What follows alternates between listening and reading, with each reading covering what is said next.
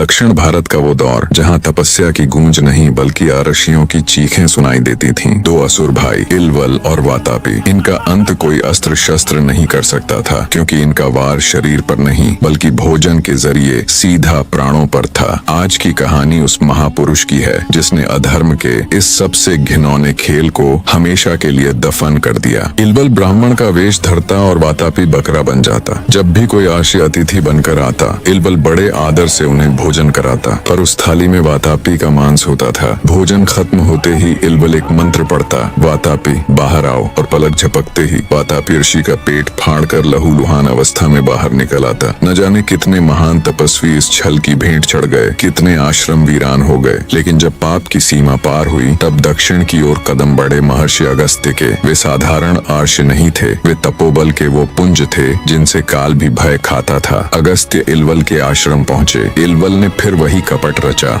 वही घातक भोजन परोसा। महर्षि सब जानते थे, फिर भी उन्होंने शांत भाव से पूरा भोजन ग्रहण किया। इलवल मन ही मन मुस्कुरा रहा था कि आज एक और महान आर्षि का अंत होगा। भोजन के बाद इलवल ने अपनी वही चिर परिचित दहाड़ लगाई, वातापी बाहर आओ। सन्नाटा छा गया। इलवल ने दोबारा पुकारा, तिबारा पुकारा, पर कोई उत्तर नहीं आया। तभी महर्षि अगस्त्य ने अपना हाथ अपने पेट पर फेरा और गंभीर स्वर में बस 3 शब्द कहे, वातापी जीर्णो भव, अर्थात वातापी अब पच जाओ। अगस्त्य के जठराग्नि के तेज ने उस असुर को क्षण भर में भस्म कर दिया। इलवल कांप उठा। अगस्त्य ने उसकी आंखों में आंखें डालकर कहा, इलवल वातापी अब नहीं आ सकता। इलवल का घमंड और अस्तित्व दोनों अगस्त्य के क्रोध की अग्नि में विलीन हो गए। धन्य है महर्षि अगस्त्य और धन्य है हमारी ये महान भूमि।